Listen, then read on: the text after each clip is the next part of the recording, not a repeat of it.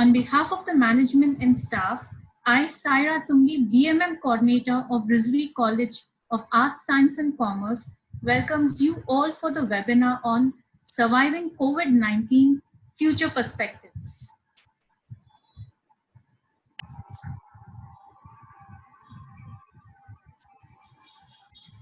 Rizvi College of Arts, Science and Commerce is one of the 22 institutions which started in 1985 and was founded by President Dr. Hassan Rizvi. We have courses from standard 12th to undergraduate courses like BA, BCom, and various self-financing courses, postgraduate courses like MCom and MSc, as well as PhD research centers. We also have one of the best digital libraries at Rizvi College. Our college has nurtured many international players like Wasim Jafar, Rohit Sharma, Parthiv Shaw, and to name a few.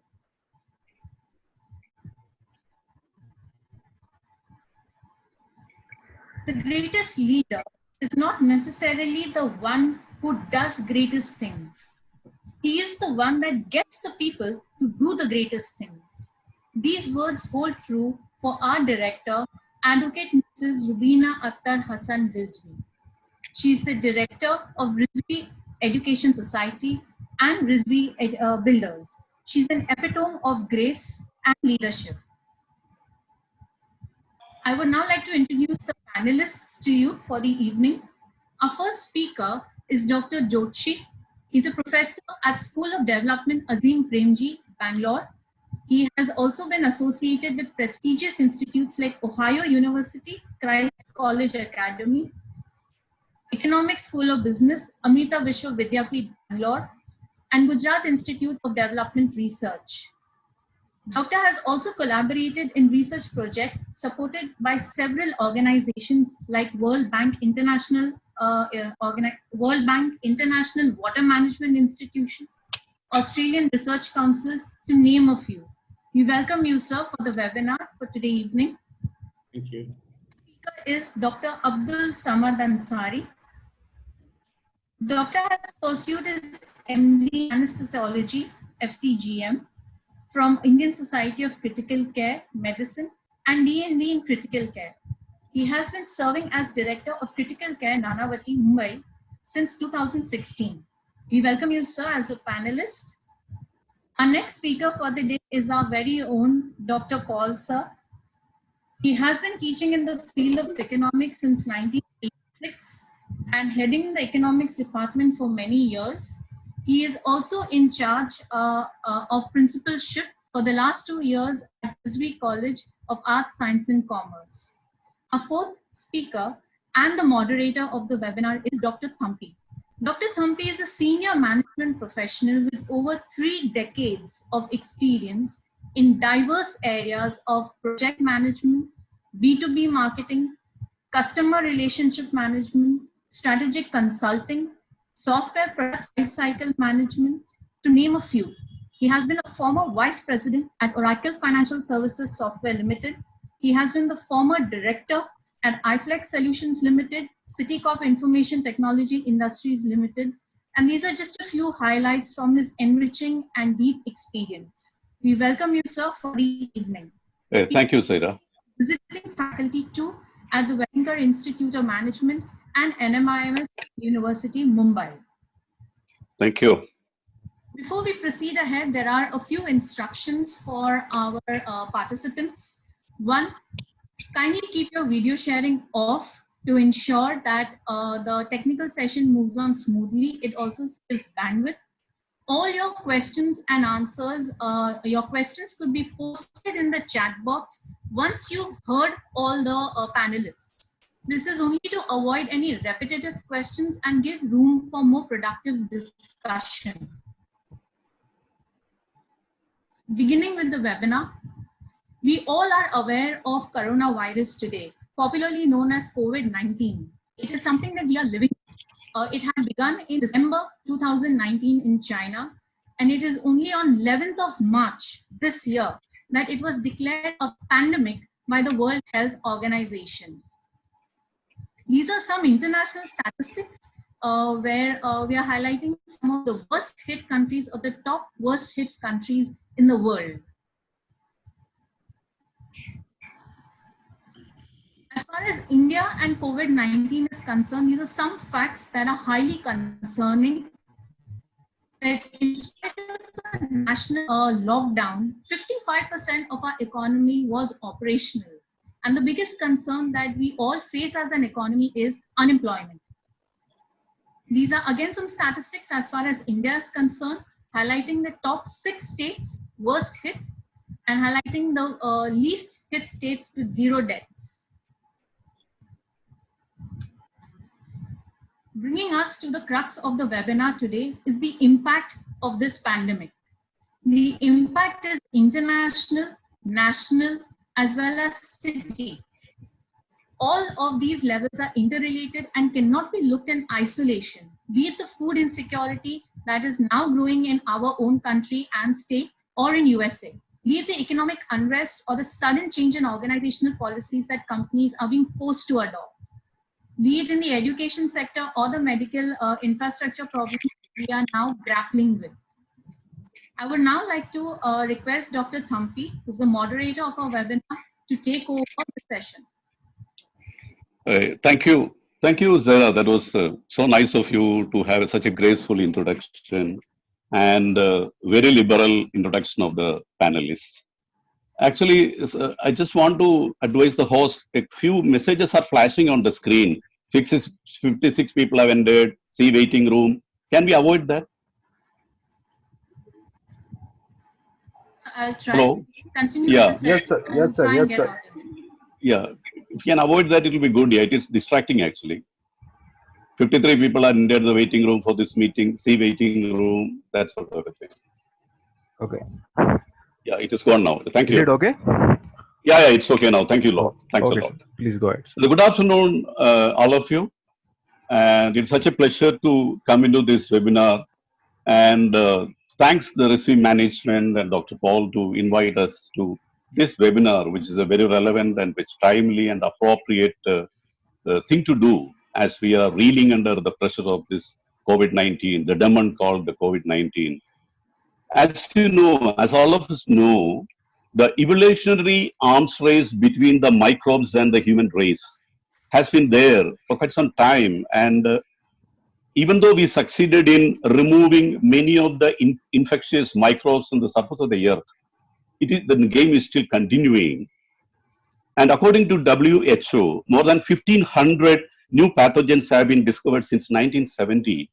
And once in a while, something is showing his fierce teeth and trying to frighten us and give issues to us all the time. And now we have the coronavirus that has been affecting our lives, the civilization, the lifestyles, and the economy in such a manner that we are reeling under the pressure of not knowing what to do. So let us look at what are the dimensions with which coronavirus is affecting our lives. First of all, the health of citizens. Health is the most important asset for a person. And it is so sad to see people dying. And more the people in the city, more the people are dying. And health is of serious concern. And then we come into the economic offshoots of this COVID. The economy is reeling under the pressure of this disease. Money which has been kept for national growth has to be spent on preventing, giving medicines to the people, taking care of them, ensuring that the citizens don't die because of this fearful disease. And this is causing a lot of problems. So we have the economic issues coming out of this COVID. When you have the changes in the social life and lifestyle, we have seen the decreasing industrial and agriculture production. We are seeing business having serious issues. Many of the companies are not able to work. Some of the knowledge-based industries, people are working from home. Otherwise, there are serious problems in the business sector. And the public governance, the government as it is, having a serious problem of managing this menace. And as we know, procurement and supply chain of essentials are suffering. And we don't want to have a famine after this, so people are all under pressure on this. And last but not the least, education. and the students are not able to go to schools, colleges, exams are not being held on time. We have a serious problem there. So the several dimensions, unfortunately, coming out of this COVID-19 are manifold. And as we find health the most important aspect of these dimensions, now I move to Dr. Ansari. As you know, he is a very senior physician in Bombay, managing intensive medicine in Nanavati Hospital. And I think he's the right person to talk about the COVID situation in Bombay in general and about the whole issue of what is so unique about this COVID, adequacy of logistics, medicines, and all those issues associated with management of COVID. And dear doctor, please. Thank you, Dr. Thampi, for such a nice introduction and setting the ball rolling. First of all, at the outset, I must thank Rizvi College and the whole educational institute for putting us together, talking about this burning problem of COVID illness, and also putting a kind of highlight that what's the future perspective. One who survives today lives to see another day. And today, in this grave COVID-19 illness, and which we are privy to see firsthand, I must say that the situation is definitely of pandemic proportion. I'll try to utilize this 10 minutes of my talk in a very encapsulated form, where I'll talk about briefly about what exactly we mean by COVID virus, its brief history, epidemiology, and a few facts that we all must know rather than going into deep details about what are the symptomatology and the important implications of that illness. So moving on, I will first of all try to just kind of make for all our listeners of every background that this is not the first time that we are having a bad viral illness of pandemic proportion. In fact, just 102 years back, 1918 was a Spanish flu, which practically it is said that wiped out 1/5 or 1/6 of entire humanity. Now that may be a kind of exaggeration, but apparently that was the impact of the Spanish flu. Exactly 100 years later, on the centenary of Spanish flu in 2018, WHO had actually thought about what can happen if a similar pandemic proportion attacks and hits us again. And they called that there could be a disease X. There was a terminology used which is called disease X amongst the emerging infectious diseases, which may have some kind of a high transmissibility and a high case fatality ratio. We all know that we have seen Zika virus, Ebola virus, MERS, and many other illnesses, but they never got the pandemic proportion. This is very important to distinguish a pandemic which includes all the countries in the world at varying proportions, and we nearly have to the tune of more than 3 million people suffering right now. And we know that the mortality toll is also very high, nearly to the tune of 4 to 10% of people have been involved in various case groups. So coming back, this disease X will be combination of two things: easy transmissibility and a heightened case fatality ratio. So if you look at coronavirus, which is actually a kind of single RNA stranded viruses, and of them there is a beta coronavirus family. Coronavirus, the SARS-CoV-2, SARS coronavirus 2 is actually coming from the SARS virus family with a little bit of mutations and changes. Similar viruses in the recent past have been MERS, Middle East Respiratory Syndrome, which happened in 2012, 2015, 2018, but was contained in the Middle East zone with a little bit of transmission out of the peninsula. When we talk about SARS, it again had a very high proportion of kind of mortality that was up to the tune of 10%. The MERS had a mortality range of up to 20 to 30%, but COVID-19 has not such a high mortality ranging from 2 to 8%, but the transmissibility is practically 3 to 4 times higher. And this is the reason why from December 2019 to now, nearly we are at the kind of threshold of June. In a matter of 5 to 6 months, we have 3 million people affected all across the world, and we probably don't know the real depth. We are still looking at probably the tip of the iceberg. So the history, we all know that in 17th of November, now people say December, I think it actually started in November, end of November, from Wuhan in Hubei province in China, where there is a very flourishing, unfortunately, an animal market which has been linked to it, but the causal association from any reservoir or organism has still not been established. Whether it is bats, pangolins, or something else, it's a matter of debate, and that's not really important. And some conspiracy theories may also even talk about being manipulated, this virus being manipulated, having two different strains of SARS and HIV virus antigen. So I think enough research is required to really come to the complete genomic analysis, but we know that it's not a usual mutation. And it has gone at an unprecedented spread. Moving on from Reinvent, who was the first man who actually opened the lid on this Pandora's box, who was the person who was probably the whistleblower who spoke about the extent of the spread and the rapidity of the spread and the severity of the illness. We today really realize that it has a very clear-cut SARI, severe acute respiratory illness-like presentation. I'll be using these terminologies, and the reason for it is for everybody to understand any acute respiratory illness could be upper respiratory tract or a lower respiratory tract.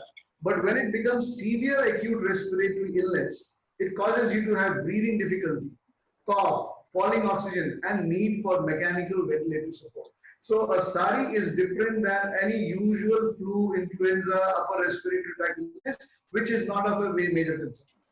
So moving on, this virus, COVID-19, has a unique property of entering the host by attaching to certain receptors, which are ACE receptors, and moves inside your lung epithelium because of the relational entry portal of entry, and immediately multiplying into the cells, using your DNA to use its own single-stranded RNA to multiply and produce viral protein, rupture the cells and move on. And what has been shown is that nearly 15% of individuals who are infected by COVID-19 will develop severe illness. So out of 100, 15%, and of that 15%, 5% are the really critical individuals. So if you look at the whole spectrum, and this is very important for us to understand, that even if we are looking at a decent projection of nearly 70 to 90,000 cases in a city like Mumbai, we are talking about 6 to 8,000 people who are going to be seriously ill, or maybe more. And of them, easily 5,000 people may be the ones who might require aggressive medical therapy. And this is what scares us.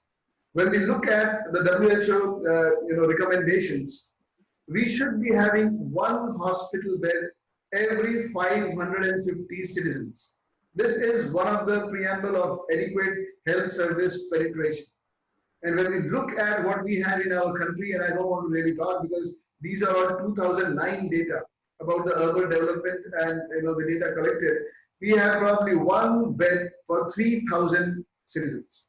And this is where our healthcare actually has its its Achilles point exposed. So we have a baseline healthcare service which was spread thin. On top of it, a disease which is going to penetrate deep down will expose the most vulnerable patients and put them at the risk for highest care possible, that is critical care. And those would not be provided even with maximum effort in an existing breaking at the seams healthcare system. And this is the reason why even the developed countries are not able to handle the onslaught of this disease. Even UK, Italy, Spain, and even US, they all have their own share of difficulties. And there have been difficult times where people wanted to ration the medical care. So moving on, just for all the listeners to know that this virus, moving on from the epidemiology, has something called as a R0. And when we call of R0 or an epidemiological term, is that every infected person, whether symptomatic or asymptomatic, how many people it can infect them. So if you say that the R0 is 1, which means every infected person infects one more person. But if you have an R0 or R0, what we call, of 2 to 3.5, this is scary. You have one person who is going to infect 2 to 3 people around. And those people are going to have a kind of a very hyperbolic kind of a graph. that at the end of 3 or 4 weeks, you have a huge population reached out because of this R0. And then comes the growth factor. And growth factor is actually, if you look at the Malthusian hypothesis, like a population kinetics, where you have an X number of people, and the growth factor actually depends upon transmissibility factor, as well as the poor hygiene of the population. So you have two different extremes of population, where one population is well distanced, they are doing their own respiratory hygiene, they have a basic civic sense and a healthcare etiquette, while another which is closed down together in an urban slum, and probably where there is a high population density, where people don't have access to cleanliness, clean water, and all other socio-economic strain, this actually explodes. And this is the reason Mumbai has become a hot breeding ground for COVID-19 illness, where despite best efforts from the Ministry of Health, government, local governments, we have been, finding it difficult to really contain them. So this is important, that the spread depends upon not just the number of population and the density, but also the R0, the number of people transmitted by one. And to make it more complex, asymptomatic patients. And I must tell you that the incubation period for this illness can be 5 to 7 days. That means from today, when the virus enters my lungs and it multiplies in my body, till I have my first sneezing, sore throat, fever, cough, it may be 5 days. And all this while I'm speaking, I am spreading micro droplets around.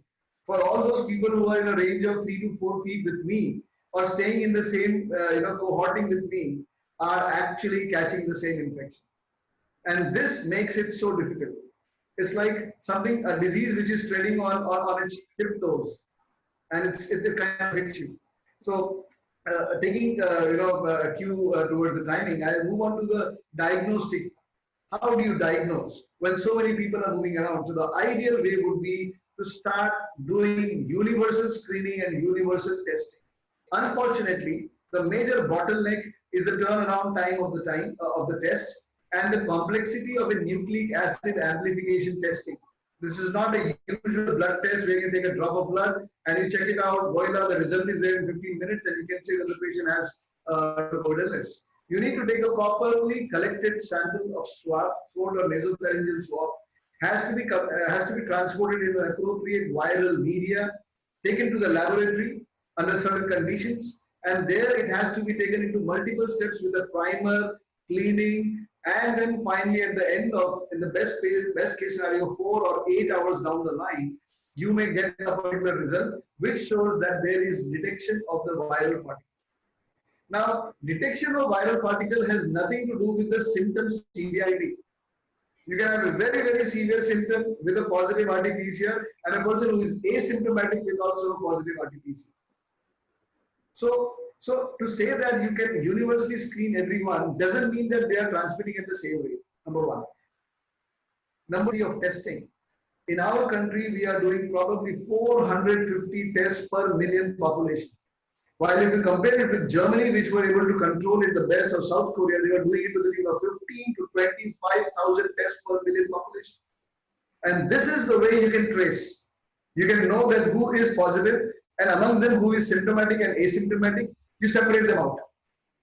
You separate the symptomatic and asymptomatic out, you cohort them, have quarantine facilities, don't allow the spread to happen at this fast pace, and slow percolation of the virus and let the herd immunity come over a period of time. So moving on from the diagnostic part, there are no antibody testing. So we have only RT-PCR test, and the sad part is the pickup rate of this is not more than 75%. That means out of 4 people whom we are going to test, 1 person may still come negative despite being infected with the virus. Moving on to the next level, what is the therapy?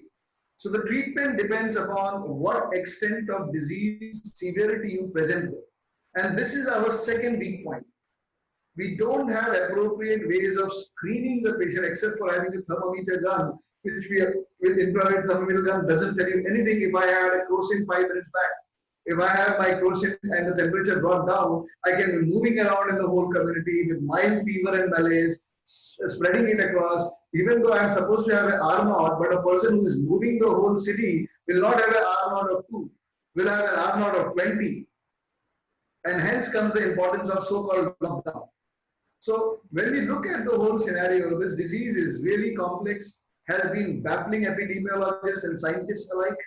And we must understand that any person who is having symptom or exposure to a person who is symptomatic is a potential moving ticking bomb. He is the one who could be giving the infection.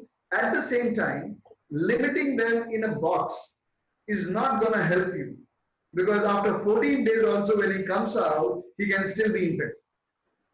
So there is a vertical and a horizontal time scale in which the transmission can take place. Today, you may kind of restrict a person, so you may be able to contain the infection for today, but the gentleman who is fine tomorrow or day after, when he comes out of the containment or his test is falsely negative, he can still be infecting him. So there is a lot of holes. It's a very porous kind of a containment strategy.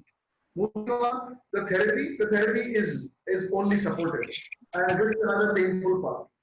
As an intensivist, we all know that the basic detail that we have said is that airway, breathing, circulation, dialysis, effective kind of prophylaxis is the ABCDE of any treatment. So you come with any kind of an illness, whether it is typhoid, dengue, malaria, or COVID illness.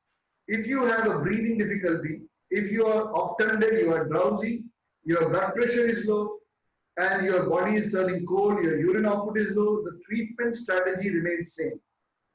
Give them supportive therapy, give them IV fluid, give them oxygen, give them breathing support, give them a blood pressure support, and give them renal support if the kidneys are failing. Unfortunately, COVID-19 has a peculiar thing called a cytokine storm. Viruses trick your body into fighting it the wrong way.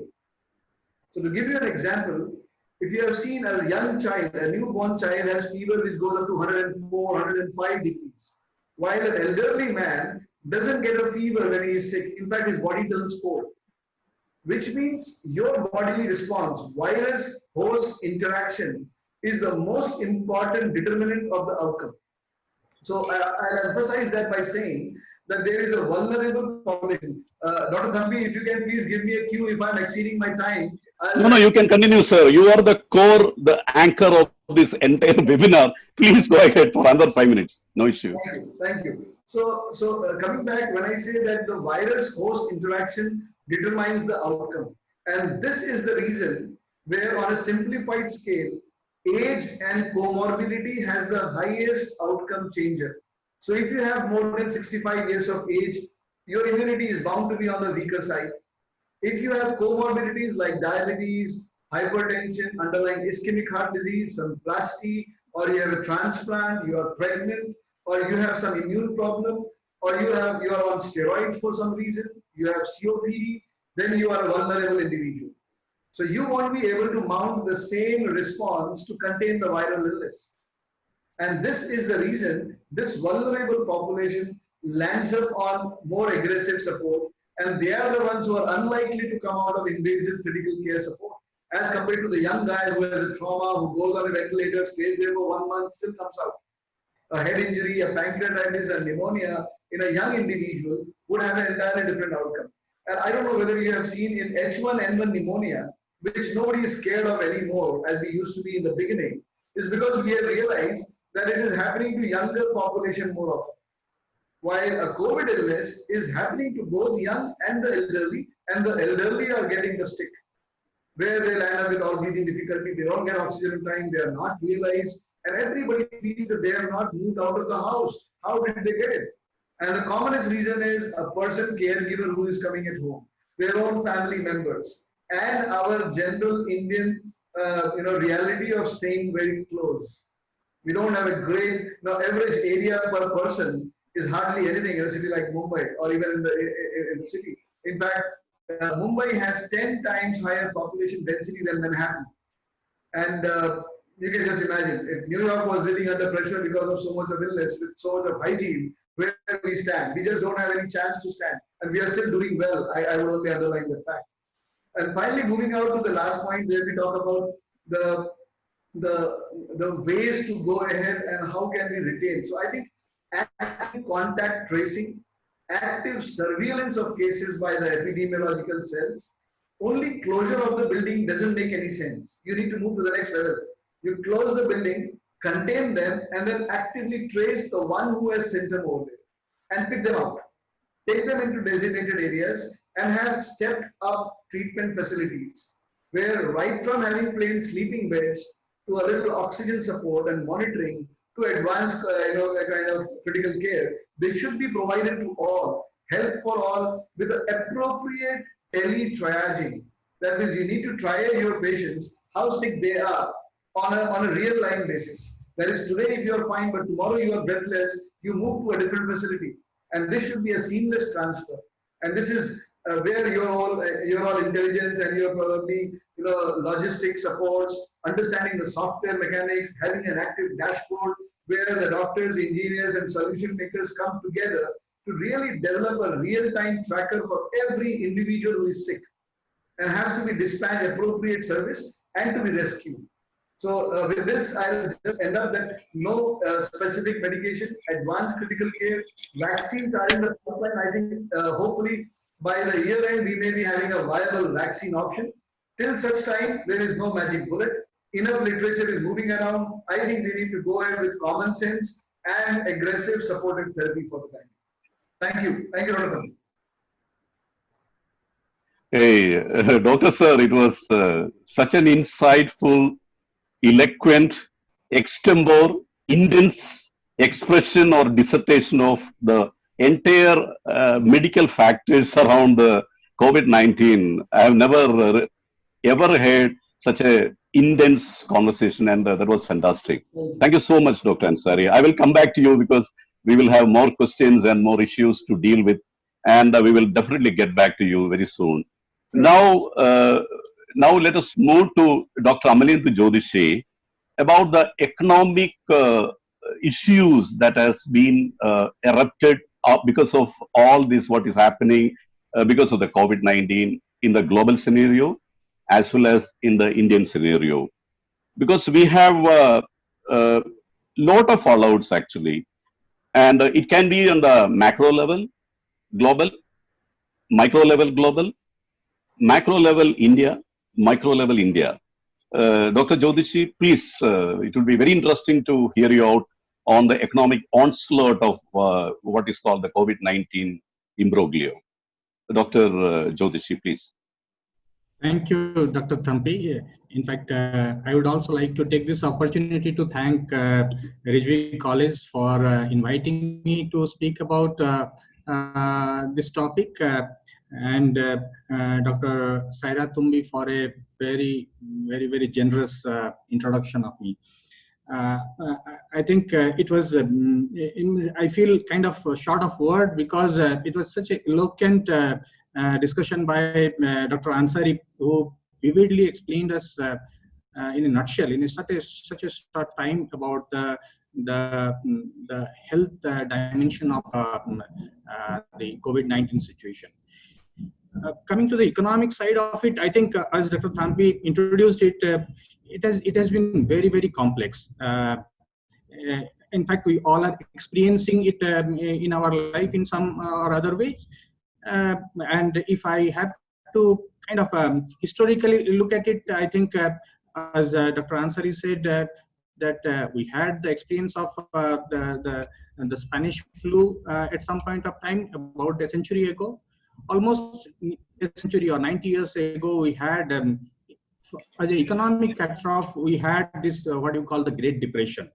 I think something similar that we are also looking at when we are going through the current time. Of course, at that point of time, we didn't have a solution, and that's the time John Maynard Keynes or James Keynes that we know, who came up with a very interesting idea that these problems are basically demand side problems, so we have to increase effective demand in the economy, and that's how we can revive. So now we at least have a method and mechanism or solution for reviving the economy. So I don't see this as that kind of a problem of 1930s Great Depression. we of course, there are many fallouts when it comes to Indian situation, and one of the harshest situation that we are seeing is the reverse migration that is happening. In fact, if you take 18th century's industrial revolution that happened, and that revolution kind of created a huge structural imbalance in Indian economy. We are not largely agrarian economy, and a lot of our people were essentially um, involved in varieties of other industries, though industries were artisanal in nature. But post-industrial revolution, the textile industry and varieties of other industries that mechanize things, it displaced a huge amount of labor from the main structure of activities, making a lot of people as landless agricultural labor, and the agriculture sector was over-dominated.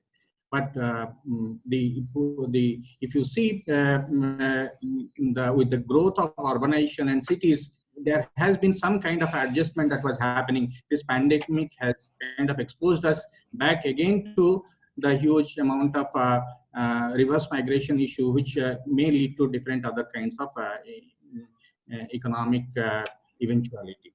So, in fact, this reverse migration, if you compare it with a situation similar, would be at the time of independence or partition, that we had a huge amount of people, those moved from one place to another place. And in fact, this number, the magnitude of it would be much more than that we would have experienced during the partition.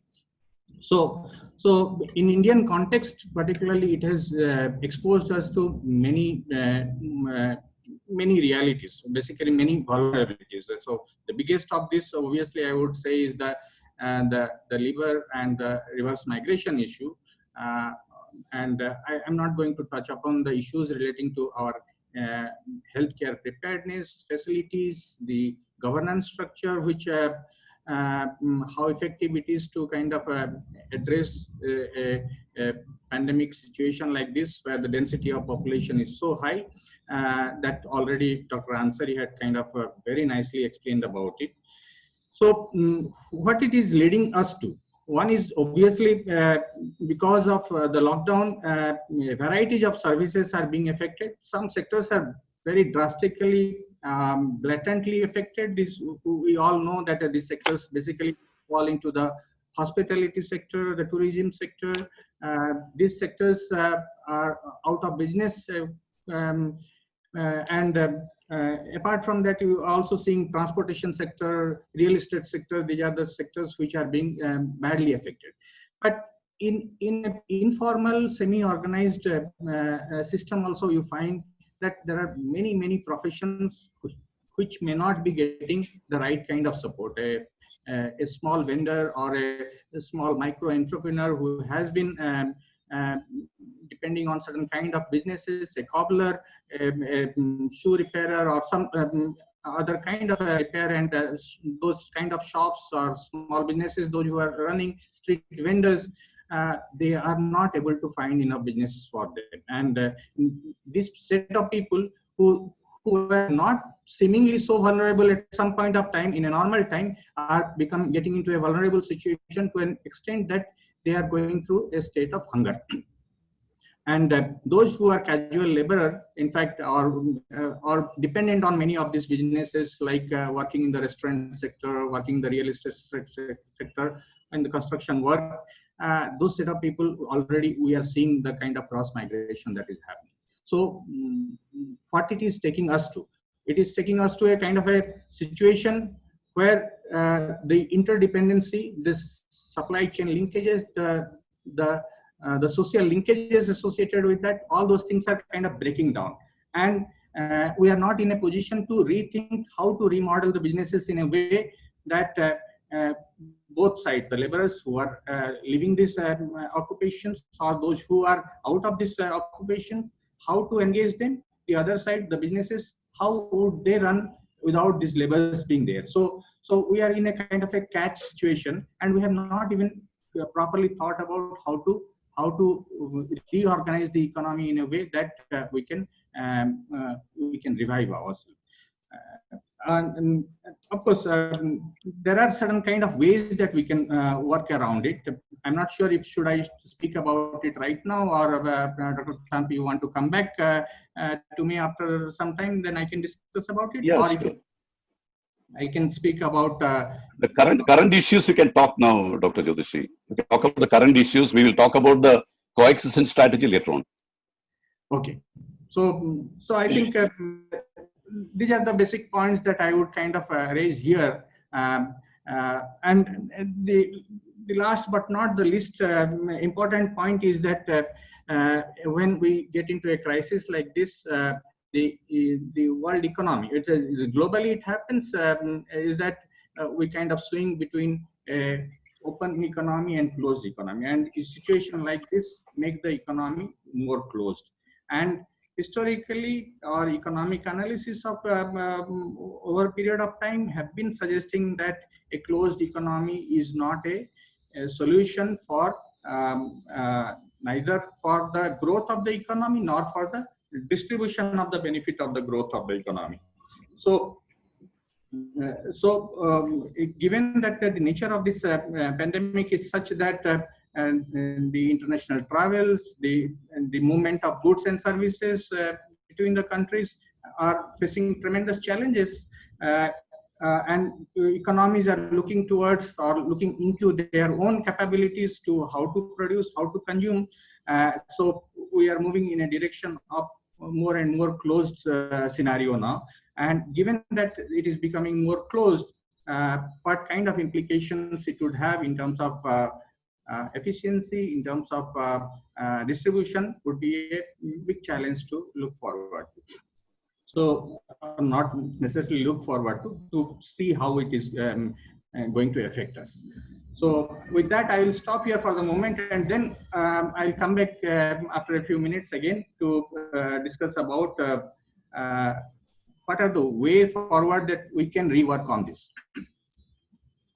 Hey, thank you, Dr. Amalendu Jyotishi. That was a fine, again, extempore exposition of the economic fallouts, or possible fallouts of the current scenario. And thank you so much, sir. And now I will take maybe 5 to 8 minutes on the crisis management part of it, actually. So basically, there is a crisis on hand, and everyone across the globe have been trying to fight out this crisis. The interesting thing here is that, as Shoemaker rightly said so many years ago, small is always beautiful. Big is not necessarily always beautiful. As states, countries like Taiwan, Hong Kong, and even in India, states like Kerala have got a method and have been significantly successful in managing COVID. The larger metropolises like Bombay, Delhi, Calcutta, and even Chennai are definitely reeling, struggling under the onslaught of COVID. And as the smaller unions, states, talk about reproduction factors is equal to 1, we are in Bombay, I think it is generally about 1.5. That means it is not a desirable situation at all. Reproduction means reproduction of the COVID-19 situation, COVID-19 disease. So challenges in managing densely populated cities like Bombay are not the same as managing smaller cities. So we are not able to manage the testing part of it. We are not able to manage the tracing part of it. And we are not, or eventually failing in targeting quarantines as expected in the way the disease is spreading. So there is some amount of reworking or some amount of re-engineering that needs to be done on the crisis management part. Because we should always understand the difficulties the government is facing in managing such a big crowd, large clusters of residences and slums that are abound in places like Bombay. And it is not easy. But one suggestion in that context could be, why couldn't we divide the city into different smaller zones, manageable zones with some senior efficient people of known integrity and efficiency be kept in position of control, and they should be asked to manage the smaller zones in the city and there should be some sort of a nodal health services facility for these type of smaller zones. Because looking at it the bigger way, the entire city, managing the entire city, what happens is that some places are always being left out. So I think the time has come to ensure that there should be some method of managing the fight against COVID in a decentralized manner in big cities like Bombay. I think people will definitely listen to us.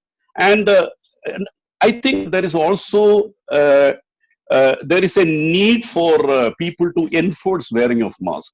As we all go out, we see many people, even people who look educated, coming in very posh cars, not wearing masks and things like that. And it is very difficult to make people realize how bad the situation is. And even during the time of shopping, people never keep queues. There is no safe distance between people. They crowd around shops. And the fact is that very few policemen are seen on the streets.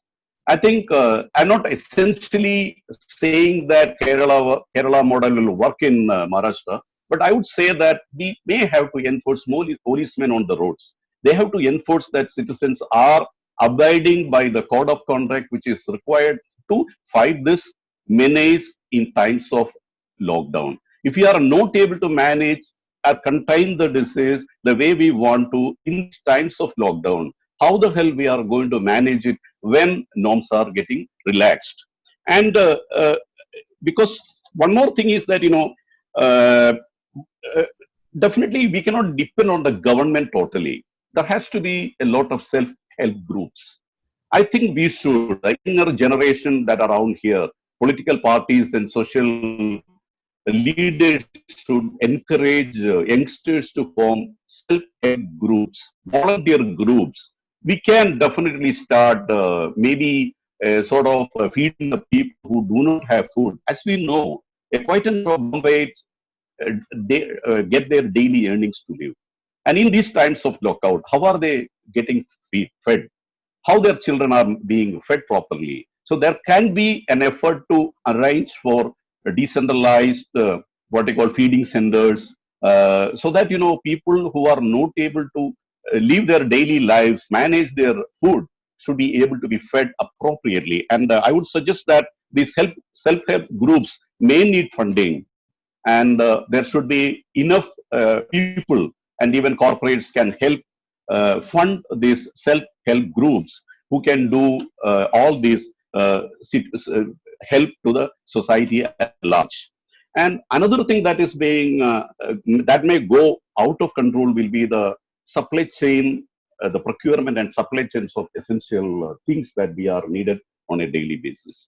Uh, we have to ensure, because so many things which are being produced. We hear that agricultural produce are going waste, and in various parts of the country, we are saying that fruits and vegetables which are coming out of farms not getting enough buyers. And I think in parallel with all the effort that are being taken to run against this old menace, we should be capable of attending to the procurement and collection of such things, and ensuring that the after COVID situation, maybe in the next 2 3 months, as we believe in God, that God will help us to tide over the situation. Once that happens, we should not face a famine in the country. So definitely, as part of the crisis management, we may have to ensure supply chain, continued supply chain, so that nobody will have a tough time afterwards. Another thing that we currently happening is that many of the knowledge-based industries like information technology, communication technology, the KPOs, knowledge process outsourcing, business process outsourcing, many of the bigger companies, people are working from home. In fact, that model is working out very nice. Only the problem that we are hearing is that people are working more when they are working from home than while they are working from offices. And that is being managed. But what about the manufacturing companies? And manufacturing companies may have uh, give more this thing into starting very soon. And if definitely this lockdown is going to continue, we may face a problem. So that comes us to think about relaxing the norms, because if the economic engine of the country has to run, the fuel should be the people, the capital, all these things, knowledge, all these things should come. And for that, there is a necessity to live in with understanding that COVID is not going to disappear very soon. As Dr. Ansari rightly said, the mortality rate, the death rate in this thing is not very high, but the transmission is much higher. So what we have to concentrate is that while we protect the aged, I mean the vulnerable groups, the sick, physically sick people, vulnerable senior citizens of the country, the infants and the younger generation. We have to keep them protected against the communicability of this disease. And what we have to do is that while they are being protected, they are being sort of quarantined at their respective homes, we may have to expose the younger generation more into the public with a lot of discipline and possible social distancing. And we may have to start relaxing the lockdown norms and welcome the what you call the improvisation of the revised, revamped economy in action. The economic engine cannot stop. It is very vibrant. We cannot afford to stop the economic engine. Otherwise, the country will get into real, very difficult issues. We will not be able to manage the situation. For that, we are now getting into a situation where there has to be a coexistence strategy. While we realize that COVID is here to be there for some time until vaccine medicines are being found, how to control this menace and how to allow for social distancing while relaxing the norms, lockdown norms. So this is not easy. I think people have to start thinking about it. And again, the local social groups can do a lot of things. We will not be able to call police for everything. We start suburban trains in a small manner. There has to be some control.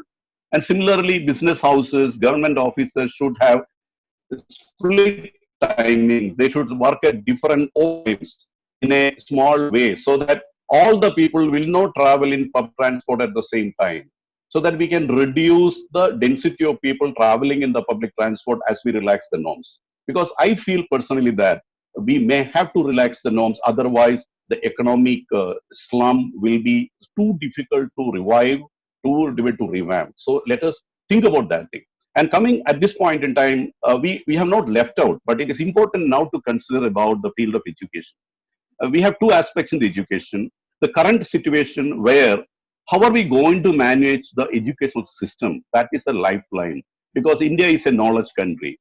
If you look at it, all the senior executives of American and European companies, most of them, about 60 to 70% of them are Indians. They reached those positions mainly because of the educational system in the country.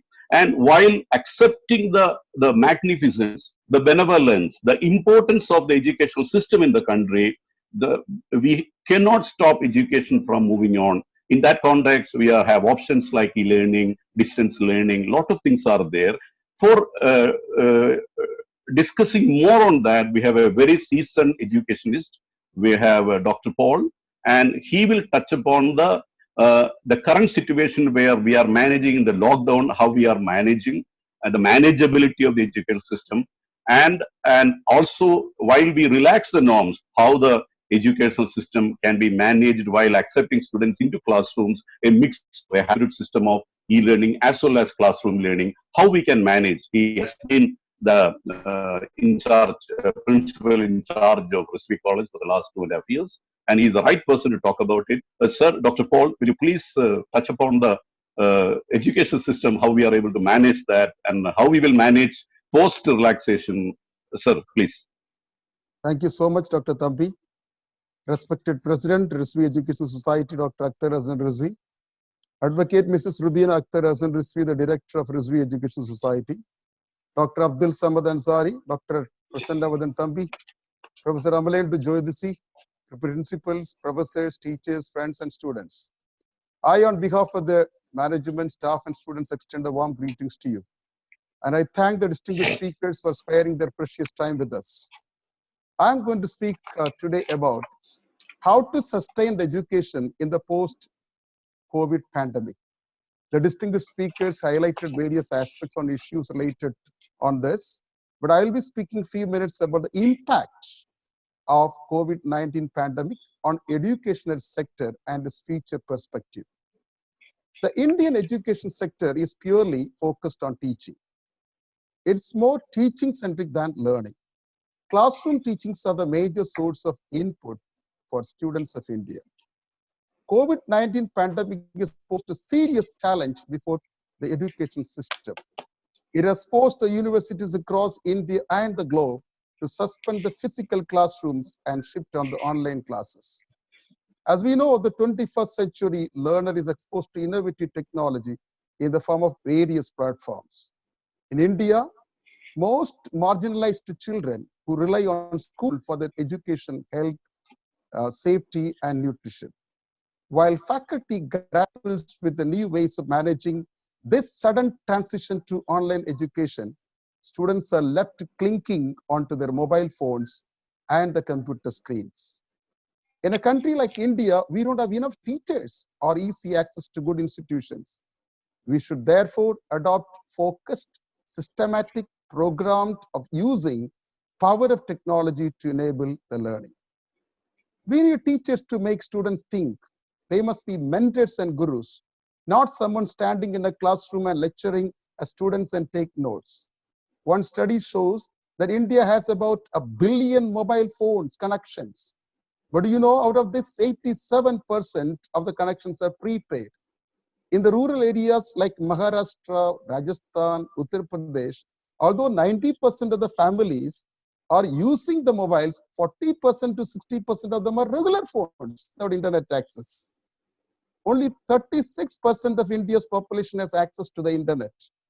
Approximately 2/3 of municipal school students in rural areas are unable to access teaching materials as they don't have internet access. So what can we go ahead? Most educators across the institutions agree that there is a need to invest in creating standardized online education platforms and not using apps and Google Hangouts only, and to train both the students and the teachers. Now come to the online education, it can be conducted in two ways.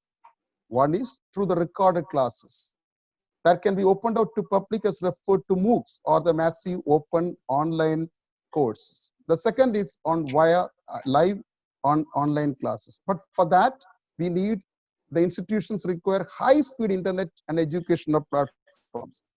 There are many platforms to enable online education in India. I'm not going to speak all these things. Some of them are like e.g. PG Pathashala, Swayam, and etc. Now, this online course is the need of the hour. We cannot avoid it.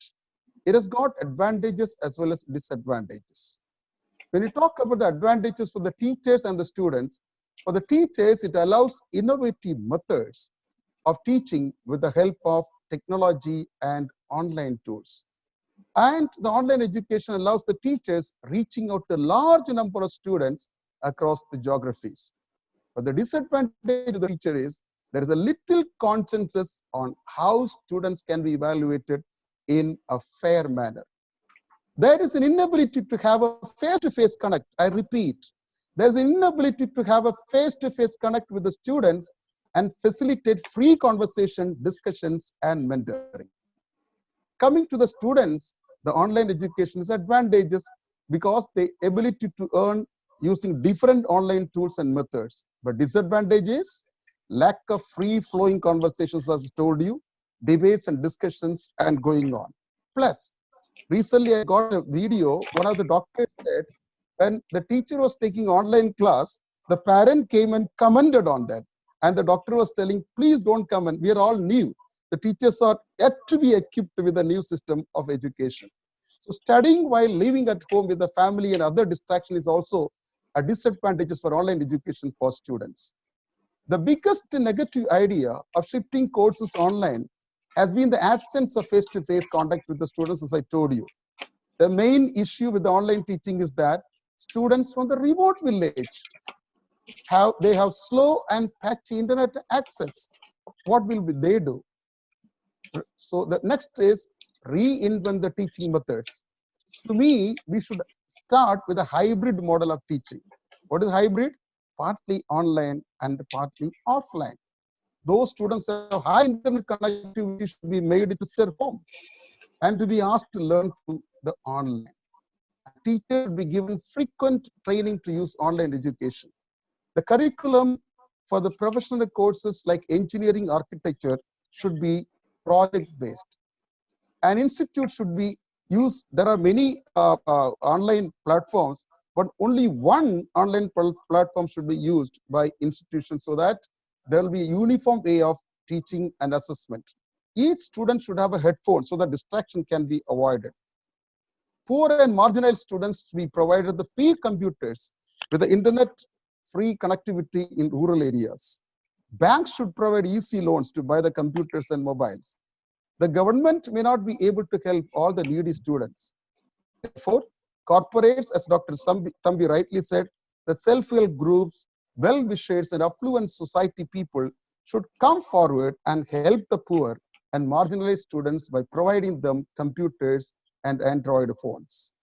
Pre-recorded lecture can be used by the teachers, and the same lectures can be shared with the other teachers of the other colleges and the schools. The most important thing is that I got out. Suppose the lockdown is released. How many parents will send their students to the classes, college? So that's a question. So we don't know how many parents will send their children to the schools and the colleges. Therefore, it is necessary to restore confidence in parents. The institution should arrange sessions with the parents frequently. And some of the norms should be adopted in the schools and colleges. Number one, students should be called to institution in shift so as to maintain social distancing. If needed, lectures can be taken in the night. Students should be given an option whether to attend the lectures on online or offline. Those students who got internet facility should be made to sit at home. Admissions and examination assessment should be completely changed on the online form at least for a year. Morning assemblies of the sports activities, playground should be suspended. Norms should be made for school buses. The institution should make do's and don'ts in the washroom and cafeterias. Entire buildings of the schools and colleges should be disinfected regularly. Masks should be a mandatory for not only students but also for the staff. For residential schools, guidelines will detail social distancing norms to be followed in mess and hostels. A new form of seating arrangement and matrix should be made in the classroom. Relevant rules should be formulated in library and hostel mess. Hostels and canteens should be revamped in tune with the social distancing. In short, students should be made to feel comfortable during their presence in the institution. That is what I wanted to say. Thank you very much for listening to my talk. Back to moderator. Thank you, Doctor. It was such a very down-to-earth, very doable comments that you made on the education front. At least whatever you said will be very practical and it will be doable. And I think the education scenario should listen to what you have just stated. All what you said made a lot of sense, sir. And thank you so much for the insightful and intense expression of your views. Thank you. Thank you, sir. Thank you. And now we will get into the second round after following what has been stated on the education front. We will now get back into our dear doctor, because and now that we realize that we have to have a coexistence strategy with COVID definitely around us, how we can control the whole thing, because see, the transmission part of this is being very important, as the doctor rightly said. How can we control the transmission while giving the best, dispensing the best treatment to the patients, improving and enhancing the infrastructure and the facilities at hospitals, and other things we should be able to do that. And we would like to hear Dr. Ansari talking about the coexistence of having COVID with us, at the same time allow the economy to boom, move from the 50% operationality to 70, 80, 90% of the operationality in the next few months. We may have to release the economy. And for that, what is that, Dr. Ansari, with all your experience, wisdom, and the understanding of the way the disease is behaving? how can we do that coexistence strategy? How to, and also how can we shield the vulnerable groups like infants, children, the critically sick, senior citizens, all that, and still manage the transformation from lockdown to coexistence. Dr. Ansari, please, we are requesting once again your wisdom on this. Yes. Mic on. You are muted actually. Hello, doctor's phone is muted. Yes, sir. Yes, sir. Hello. 1 second. Yeah. Sorry, sir. It Hello, is, his sir. phone is, yeah, it's okay now. Please. Yeah. Thank you. It was a pleasure to hear all of you and talk about the economical impact and the way the education system will have to adapt. But I was looking at some guidance from UNICEF and WHO. They have come out with a very nice checklist. What should be done for every portion, schools, academic institutions, detention centers like prison, where people are bound to be together, business and workplace, even public transportation and all other areas where social distancing is not easily possible. And of which it is very important to have a national task force which defines what should be the checklist, the minimum bare checklist, academic activity or any other activity. Where I think the few important things which I have kind of went through is that first of all, don't use those institutions for quarantine facility first of all, because most of the states are currently using the academic institutions, colleges as quarantine facility right now. So first of all, before moving to the next level for the future, you need to have alternative quarantine facilities where there are open spaces, closed tents, created places. Don't use the school, college campuses first of all for quarantine. And if they have been used, first of all, switch on with a complete terminal cleaning and disinfection and be prepared for your next academic session. That's one. Moving on to the next two, there has to be a clear-cut, training module for all the students, staff, and everyone with the clear-cut CME points that this is mandatory for a small, quick 2-hour CME on surviving COVID illness, where there is a didactic video, audio course where you tell them how do you do hand washing, what is a respiratory hygiene, what are cough etiquettes. And if I can, quick it up, there are 5 things. Wash your hands well by the WHO method, the 6-minute, the 6 steps. Move on to, sneezing or coughing in your elbows. Third, staying away from people most of the time, at least a hand's length. Fourth, you don't touch your face at all. And fifth, if you're not well, stay away from everyone.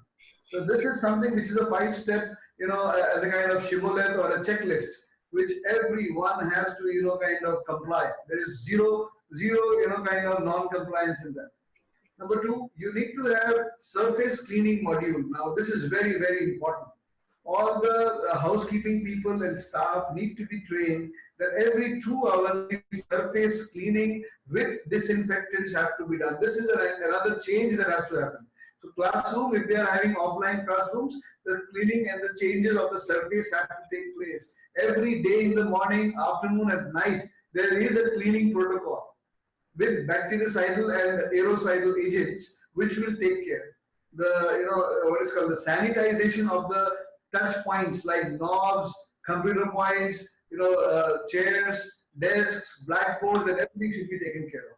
Then comes the next thing of the air changes and ventilation. Now, most of the time we have closed door ventilation. The AC classes are not adequately having air changes. At least 6 to 12 air changes in an hour is a mandatory requirement. You need to talk about the engineering people to develop that air handling units in which they have a complete exhaust. And if they cannot have an exhaust close to any other, without distance, then there should be HEPA filter. You need to have HEPA filter incorporation. You need to understand that natural ventilation, natural light would be more encouraged. Lastly, distancing in the classroom. And lastly, safe food. You cannot have the same reusable cutleries. So you need to have disposable cutleries. Food should be coming in package form. It should be taken up, less crowding and congestion, and moving on a response plan. What is the response if somebody feels feverish, cough, or doesn't feel well in the hospital? what should he be doing, the responsibilities. He doesn't come up, he immediately self-reports, he immediately self-isolates, and he seeks early medical attention. And lastly, biomedical waste handling.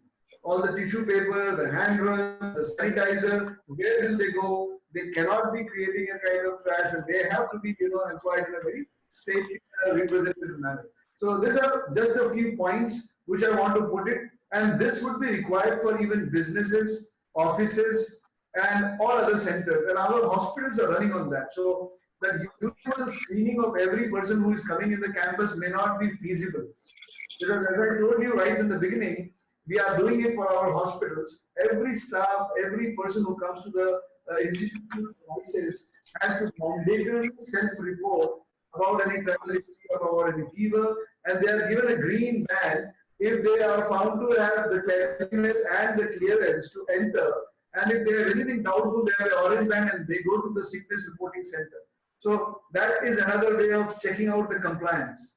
When you come to the institution, unless you have a green band, you have a screening protocol, and you have self-reporting and obviously responsibility on everybody's part to take care of that. I hope that gives some kind of flavor to the problem. Yeah, thank you, doctor. As before you answered many of the apprehensions, you answered and clarified many of the apprehensions.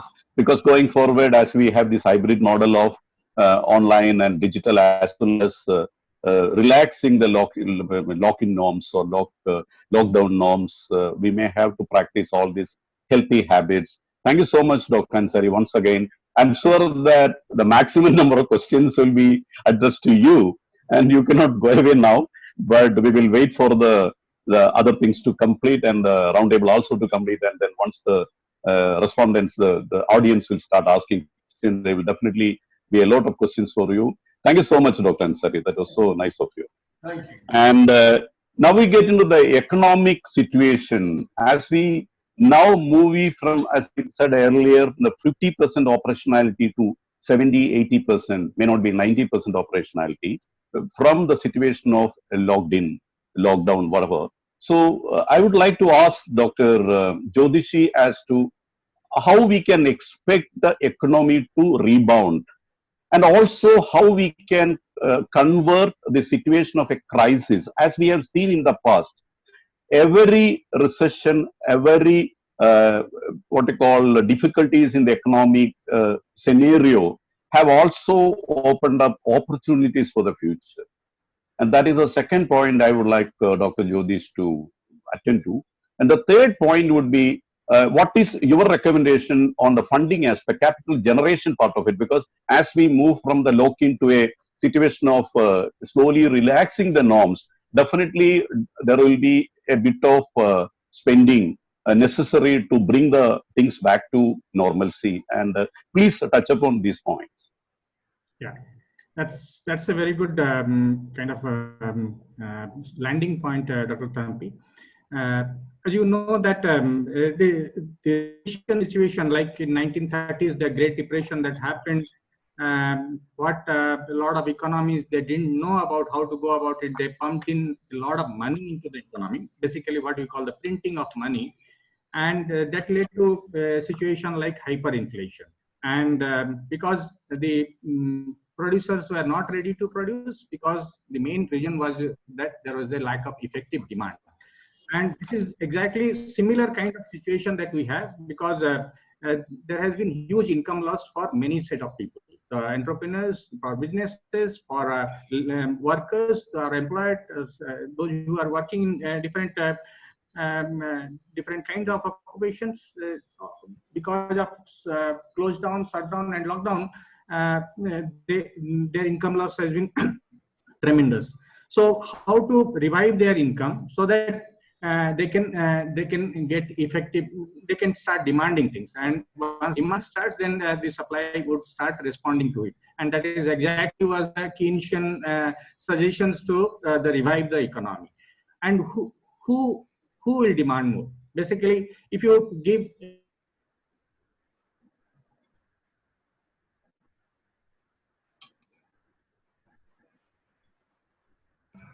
Hello. A rich person, 100 rupees, Hello. he may spend spending all the money, maybe Yeah. 90 rupees to 100 rupees or all of it. So what it would is that the more money in the lower segment of group, the effective demands are much higher.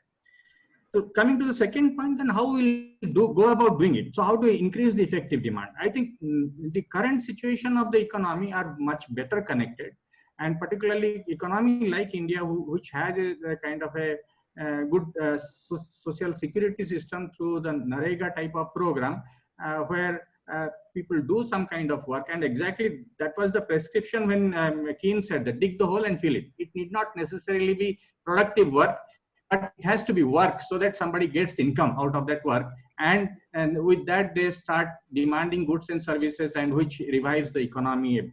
So it doesn't matter what kind of work. In fact, we can, if you think about organizing it in a better way, then we can do much better productive work, which we can do, of course. But irrespective of that, giving work and giving income through that is much better way to do that. We have been talking a lot about this JAM, that is the Jan Dhan program, and that and having the mobile and Aadhaar card. Through this connection, we can reach out to a number of millions of people actually, and that is one of the effective way to directly reach out to the people. And same way, the effective way to reach out to the people is through small businesses directly providing loan or support system, and big businesses are already being actually given several concessions. So now third question that comes to is that how to get that money. And there is a myth that all of us harbor, that is that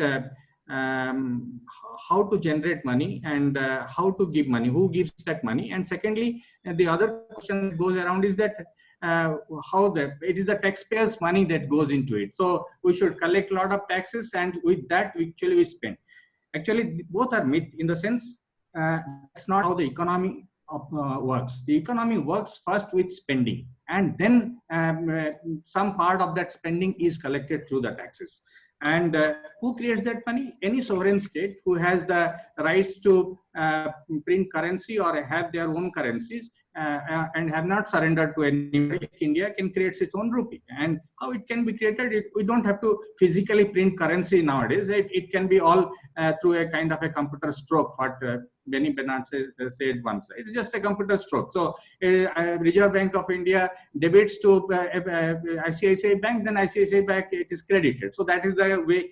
And the ICICI Bank gives to a MSME, then it is credited. It is just like that. So it is not necessarily printing the money, but it is the crediting the money. And who credits that money? It is basically the deficit of the state. So surplus in private hand, in our hand, is actually deficit of government. So a government, if it is in surplus, means we are in a disaster. If government is in a deficit, then we are in a better position. So that is one part that we have to understand. The second part, in any budget, if you listen to government's budget, when they are presenting, they start with spending, and then later they get into the revenue part of it. So it's expenditure part that matters first, and then revenue. So government doesn't need our taxpayers' money to build anything, build a road or dam or anything that they want to construct. They want government first spends the money, and a part of it is collected back as tax. And since government collects its own tax in its own currency, that is how it legitimizes the currency.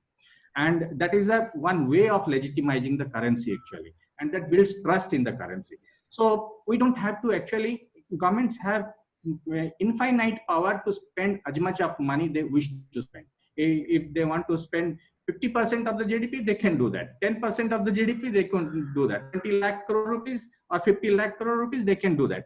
So what is that they should be worried about is that how much real goods and services we can create in the economy with that money. If real goods and services are not accompanying that amount of money, then it would lead to inflation. And we should be worried about inflation, because inflation is a tax to the poor. It is an indirect tax to the poor, and poor suffers more from the inflation than the rich. So that is the only part that we have to be worried about when we are going for the deficit financing. But whether money is a question? No, money is not a question. And that is where we see that the problem that happened around that the government came up with, that we are going to spend 20 lakh crore rupees, and then when we got into the nitty-gritty of it, and then we identified that maybe it is 1 lakh crore or 2 lakh crore is the actual additional spending, and others are not really. So this is the time that it is the state which can create the effective demand through spending the money. US already has kind of declared about 10% of their GDP, and their GDP 10% is a huge amount of money. Because they are holding the dollars. I mean, they can not only for themselves, they can even create economy boom for other countries too, who are dependent on dollars. But for India, we don't have to worry about others. So we can create about our own currency and spend on deficit through this deficit. One of the ways that we can create the effective. And now where this money should go? If the money goes to clearance or debt, so you give to a big company or a conglomerate or corporate, and they have already a million rupees of debt, and you give that money to them, what it will do is basically it will adjust their debts. So they may not spend that money. It may not create effective demand. So money should go where it can generate effective demand. So it should go to generating employment for the people who need these jobs, giving to those set of people who produce real goods and services. So real goods and services like MSME sector is one of the largest sector, because it contributes 40% of the GDP and 90% of the workforce work in that sector actually, including agriculture, of course. If we remove agriculture, then another 45% of population works in this segment. So, and Dr. Prasanna's thesis is on that. So he knows more about that than I know actually. So, so that being an important sector, I think the money can be actually transmitted to those organizations. And we see there is a kind of a trust deficit, and that trust deficit is not the recent creation. It was created, of course, much before, when we had a demonetization, and then suddenly in a hurried GST that came in. All those things created some kind of trust deficit in varieties of ways. So what is happening now is that though government is directing that banks, you please go ahead giving the loan to, and government stands as a collateral for you, in spite of that, banks are not ready to give the money. Because, okay, banks may not be prosecuted for that, but the individual branch manager who is dealing with that is worried about that. That whether should I give or not I give the money, and he is not ready to kind of give. So how to generate? We have to be benevolent. It has to be a strong statement that has to come from the finance minister, prime minister, and others to say that no, we are not holding you hostage for all these things. You go ahead, please do that. And that is where we build trust around this, and so that the money can move out. And at this point, I would not be too worried about how much corruption happens around that. That's a question that can be thought about maybe after some time, once we revive the economy. But at this point, it is the important task in front of us is that we should push the money so that the revival happens. Another way of thinking about it, the last point that I would like to say is that this migration also has created an interesting scenario. There are two scenarios that I would like to bring out is that the states have been quite systematic in some processes. At least some of the states that I know, they have created a registration system for all the migrants, those who are in. So now you have information about all those people who are coming into your state, and with a little bit of additional work and reaching out, you will figure out what kind of skills they carry. So once you understand what kind of skills they carry, and then it's for a lot of activities, it is not necessary that they have to come to the place where resources are. The resources can reach out to them. So if they are carpet makers or a huge number of laborers from Bengal go to Hyderabad to polish pearl, and Hyderabad is a pearl city, and so instead of pearl coming to Hyderabad, now pearl can go to those migrants who where they are, and it can be polished there, and it can be supplied through the appropriate supply chain process. Same with the diamond worker. If you say in Surat, a lot of them come from Odisha, in Ganjam district and particular district. A lot of these people come who do work, the diamond polishing work there. So now instead of this laborer coming to Surat, can the diamond reach to Odisha so that they can do the polishing? So some amount of rethinking has to be done around this reorganization. Of course, there are a set of labor work which requires physical presence in the construction site and other side, but that also gives an opportunity to organize these laborers because their numbers are there, their names are there, they're registered. So organize them in a way that their rights can also be, instead of they being exploitative, there are labor agents who take out the rent-seeking path of extracting money from them and exporting them from one place to the other. Now, if it can be organized in a better way through a cooperative model or whatever way, then they can be made aware of their rights. They can be made aware of the pandemic situation and what kind of protocols they should follow. This awareness is a very important thing because the other day I was seeing in some pictures that in railway station they have created a cross mark in between two seats. People are not sitting in that seat. They understand that it is a cross place that should not sit, but in another place there are 4 people sitting together. So the awareness is there that the cross mark should not be used, but the awareness is not there that 4 people should not be sitting together. So this creation of awareness, additional awareness among them is also collectively it can be done much better.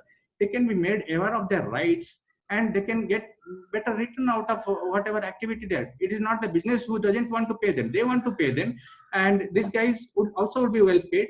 But in between those exploitative agency processes which were there, that can be minimized quite a bit. So there are some of my thoughts that we can think of reorganizing, and we need not necessarily go back to the same normal. We can go back to a different normal, and maybe I'll come back to that in the third phase when we kind of think about how we want to see our economy going forward.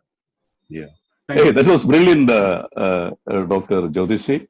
That was a brilliant dissertation on the coexistence strategy because we realized that the economy has to revive and someday we have to relax the norms, and this is the right context in which you put up a very nice set of suggestions to improve the things. Definitely one important aspect you covered I was very happy about and very contented about is that the migration aspect of it, how we can resolve some of these issues. The migrant labor, we should get the work done where the migrants are rather than insisting that the migrants come to the place of work. And that redefinition or re-engineering will definitely transform the way things work. And as you rightly said, we need not go back to the same realities as we had before COVID. Maybe COVID situation could be a good thing to change some of the practices and some of the systems in place, and we see a new era coming out, a new horizon coming out in the economic scenario. Thank you so much, sir, and it was so good. And before we complete, we just like to touch upon the crisis management we have to deploy as we move from the lockdown situation to a coexistence situation where we live with COVID. And as we go into that, one of the things that we are in big cities, it becomes a big problem. In fact, coexistence have started in some of the states like Kerala, because it is very happy to know that Kerala, they started their higher secondary education examinations in schools today. And that was a fantastic thing to do in an Indian state. And thanks to all that made possible there. There are thousands, lakhs of children have done their higher secondary education first day, today, final examination, they are going to do in the next few days.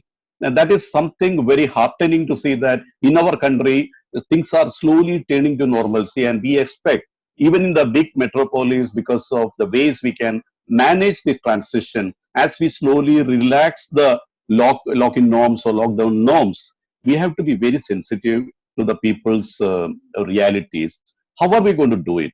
How are we going to deploy, if necessary, policemen also to ensure that there are people obey norms? As Dr. Ansari said, we may have to do quite a few things, and I'm not repeating those things, to ensure that the transmission is very smooth, about cleanliness, various habits that we have to follow, and so that, you know, the moving out from the lock-in situation to a relaxed situation, to bring in the economy back into position. Definitely, we have to do that in a crowd management, shops and establish, how to manage shops and establishment, slowly getting back into the situation we had. If any re-engineering has been done, experts, definitely social science and all people interested in well-being of the country have to come together to create a situation where minimum people are affected by this transition from lock-in to a situation of coexistence with COVID. And definitely we are expecting that that is going to happen. The last part of this discussion, as we go into the conclusion part, is a roundtable of all the four participants. They will talk about, they conclude whatever they wanted to say. And first thing, I will invite Dr. Ansari. I would like to hear from you some concluding statements in 2 to 3 minutes, sir. We have definitely racing against time. So 2 to 3 minutes, can you please conclude? You had a fabulous, brilliant, insightful exposition of the health situation, scenario. We are all thankful to you, sir. So will you please conclude with your August very, very, very insightful comments on what we need to do going forward, Dr. Ansari. So thank you very much, Dr. Thampi. It was really enlightening to hear all of you and look at how difficult it is. The word called the stimulus to the economy, and I don't understand much about this, demand supply. But I think there is a very nice saying that in every problem there is an opportunity. The only thing is that are you ready to catch that opportunity from the tail or from the head? How do you want to look at that opportunity? So I would suggest a few things, and just to wrap up, I would like to give you a complete idea. There is a very, sad part, but attached to the number of mortalities that are happening, unexpected deaths which have happened.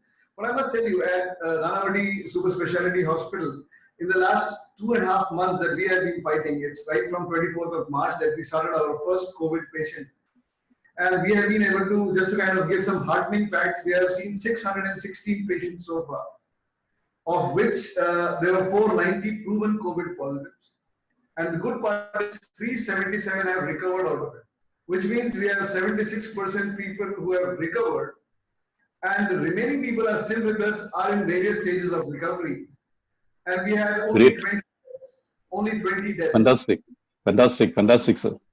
Probably 4%. And if you look at this 20 deaths, they are coming from nearly 80 critically ill individuals, which means even in the sickest individual, our mortality was not more than 20%, which even in Italy at times was bordering on 60 to 70%. So I think it is very heartening to realize that it is a dangerous snake, but it is easily, kind of manageable.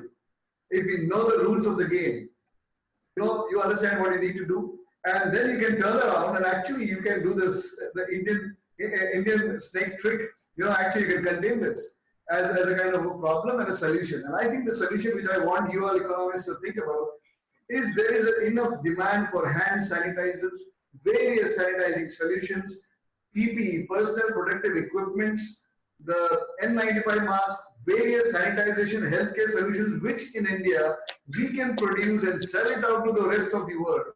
And we can prepare for the next similar pandemic in a better way. And our healthcare industry can get a fillip here. Number two, if you look at the costing, now this is very important, the industry needs to understand, and let me tell you why the expensive care has come to fore. We are trying to reduce the cost of care, not realizing that the cost of care is high because of certain factors. I'll spell it out. That's because our worker shifts have gone down. So the same staff which used to work 48 hours in a week is now not able to work for 48 hours because she needs to take a mandatory off. She cannot work for more than 6 hours because she's wearing the PPE. She needs to be given 5 days off after a 7-day shift, and hence our worker population is 50% reduced. This is the opportunity to work on our healthcare production business, so that getting more healthcare people who may here and outside be kind of given. So we should be providing healthcare, what is called trained labor, or what is called educated labor force. We should generate that, number one. Number two, our boarding and lodging costs for these people have come in, because we need to make them stay at separate areas, at cordoned off areas. They can't go back to their families. They need to be transported. We need to have a good transport modality distancing. which can be done, which can be more eco-friendly, which can be distancing, and we can probably jack up on that rather than having a public transport, a very focused transport. Lastly, the infrastructure cost. The engineers need to understand how to have better air handling units, how to understand that there could be quick make doffing areas for these areas, small cabinets where you can have this. So the solution should come from here. The industry should look at the healthcare industry and ask their problems and go for the solution that generate a lot of workforce and reason to work. A lot of people having into fabrication, prefabricated small healthcare units where they can have cleaning, disinfection, screening, and even providing oxygen concentrators or some kind of portable oxygen. So I think the solution comes there. Lastly, we have to understand that our cost per manpower per day was in non-COVID times around 1,600 to 2,000 rupees per day, which has moved up to 10,000 per day because of all these costs. So if you really want to not lower the care, want to give a better care, you need to have your healthcare industry working with other industries to enforce this. How do you get easy supply of PPE? How do you get the kits? How do you get easy transportation, lodging? And in fact, a lot of hotels have actually provided easy lodgings. They actually could have generated their little bit of relevance in that kind of a situation. Transport companies should have been complying with that. And last but not the least, a lot of chemicals. And I think this is a time for biotechnology to step up. We need to have basic research. We don't invest in basic research. So biotechnology, science, pharmacy, and probably more of basic education, science, biochemistry, chemistry, physics, they need to be integrated to handle these kind of problems. So I think this is what I would say. And at the end of it, I would say 12.9% of critically ill individuals as compared to nearly 78 to 80% of the population who will escape out of it. So it's not so grim. There is a lot of light at the end of the tunnel. And we be positive, and we need to gear up for the next level. I think it's very apt to start preparing for what happens next rather than having an economic kind of slump. Thank you. Wonderful. Wonderful. Thank you, Dr. Ansari.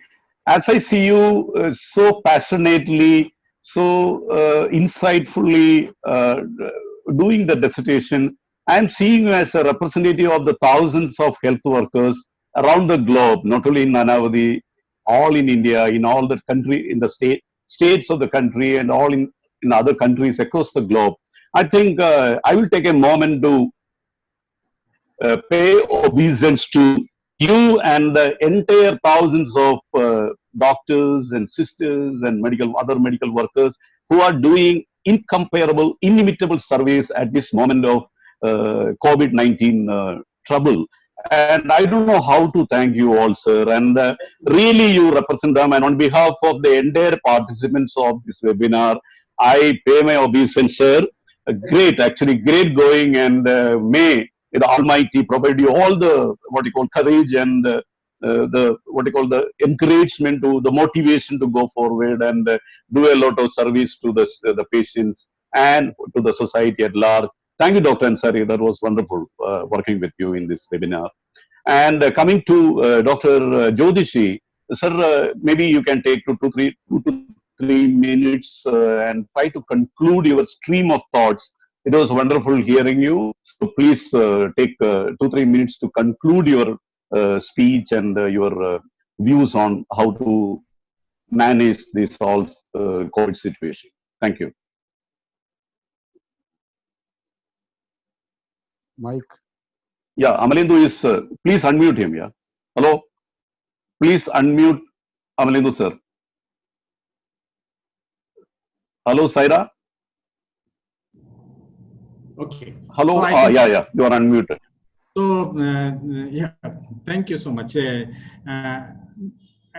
I had this thought is that if not this pandemic, something else would have possibly hit us or can hit us. And the way we were kind of organizing ourselves as globally as an economy, and if not this, there are other things that could have. So, we have been talking about climate crisis. Paris, we had agreement around climate crisis, and the politics of the world didn't go beyond the lip service.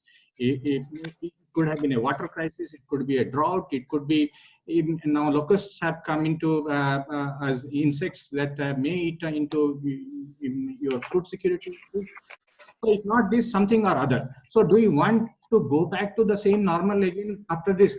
Once this pandemic has taught us certain things, do you want to go back to the same normal? I think that's a big question that we should ask to ourselves.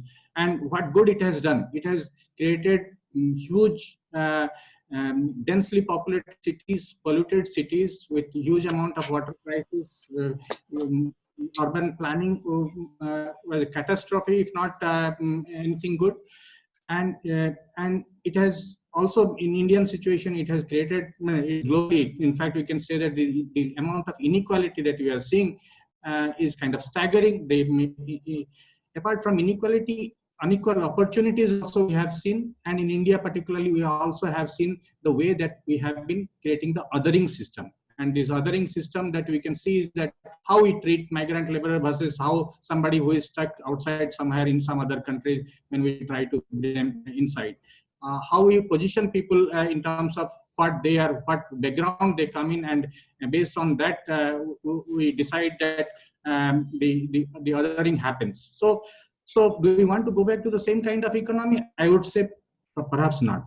And then what kind of economy that we should look for? Do we want to go again, grow in the same rate? Do we want the same fossil fuel companies to come up and produce so much of fossil fuels like the British Petroleum or Shell, who are responsible for contributing almost 50% of carbon dioxide to the atmosphere, and it's leading to global warming and all that climate crisis that we are talking about? Do we want to go back to that and produce so much of petroleum again and do those kind of businesses? Perhaps not. So what kind of an alternative economy that we can think of? I think Dr. Ansari actually told us about it in so many ways. And the economists, we use the term and we call it, or a newly coined term that we call it a care economy. A care economy which is more just and more human, and it requires huge amount of workforce. It requires huge amount of labor force, which means that not everybody should be working 48 hours a week. Why people should work 48 hours a week? Why can't they work 30 hours a people and or 25 hours a week, and let two people work instead of one? And why not more people be employed in this kind of work? Why the healthcare system not be decentralized? Why there should not be infrastructure at the lowest level of the organization, be it a panchayat or be a district? And why not the infrastructure be there? Why should not be paramedical facilities be available there and allied services be available there? So these are the things, if we think about, it requires huge amount of investment in their education and skilling. This requires huge amount of investment in infrastructure, and this at the same time it can be human, it can be caring, and which can be not necessarily lead to economic growth, but also at the same time it is not leading to all other kinds of environmental and ecological crises that we have been living through in last several decades. In fact, post-industrial revolution, that is the path that we have taken, is that that we are growing more and which is essentially leading to destruction of our own natural resources. Let it be glaciers, let it be water bodies, let it be biodiversity, let it be the ozone layer and whatnot. So we want to go back to that. I think this is a good time for that, not only for India, it is a global economy to think through that. There is a larger group of academics, actually, they have been putting, in fact, all signatory to that also, that we call the degrowth economist. And what essentially we are kind of proposing is to create a caring, just society, which is basically based on caring economy. Hey, thank you, Dr. Jyotishi. That was a very refreshing and insightful observation about how to conclude all these things. But thank you so much, and I will just set on with my last concluding statements. Here, as we realize, we will and we shall, with Almighty's help, we will move, ultimately defeat the coronavirus, and definitely through strategic and concerted efforts. That is my belief. Definitely governance has to be more effective, and there has to be adequate decentralization, because centralized management, these type of serious problems will not give any results, as we have seen from smaller countries, the experience with very efficient implementation of COVID strategies in smaller countries like Taiwan, Hong Kong, and smaller states in India. as we are seeing day by day.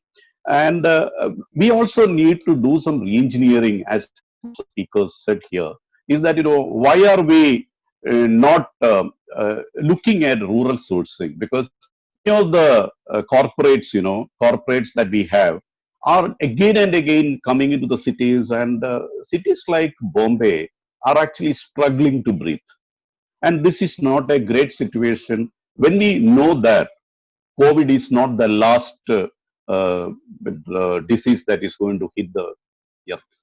We are going to get more such diseases, infectious diseases, dreadful diseases, and we have to be equipped to face that.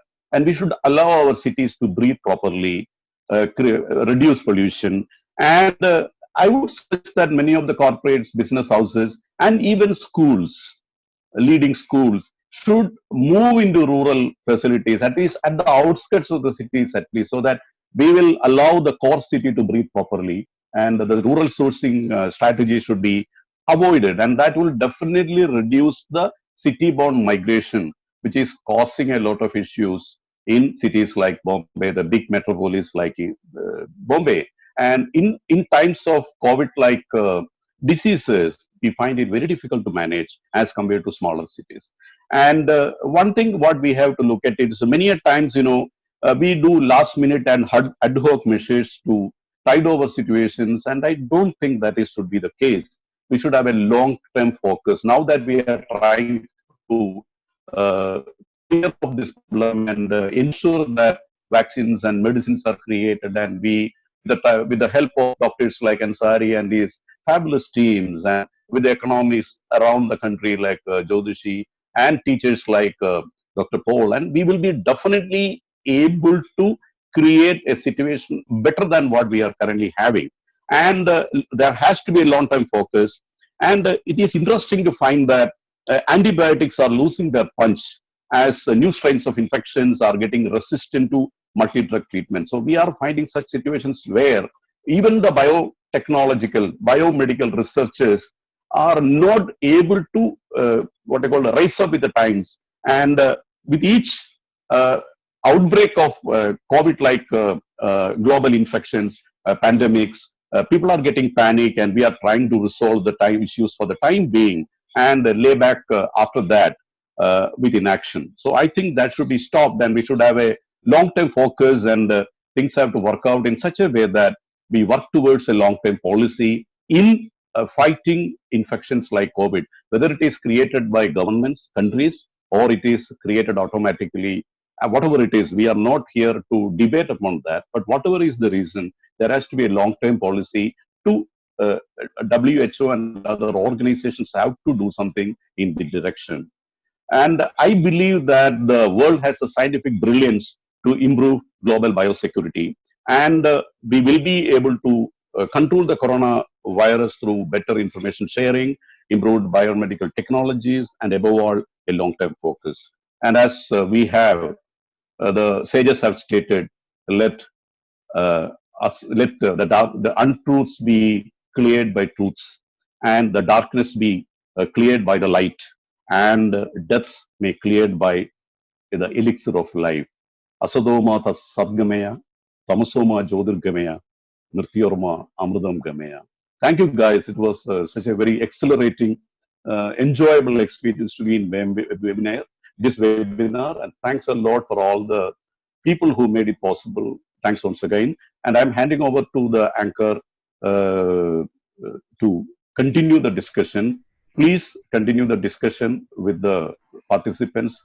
Please take questions, and I would request her to start discussing the questions, and you can do the questions to us. You can keep what you call air the questions to us, and we will try to answer. We're requesting the participants to post the questions in the chat box. We are anyways pressed against time. We've exceeded our time. Requesting all participants questions, if any, please post it in the chat box. This will avoid repetition of questions and give more room for constructive discussion. Kindly post your questions in the chat box.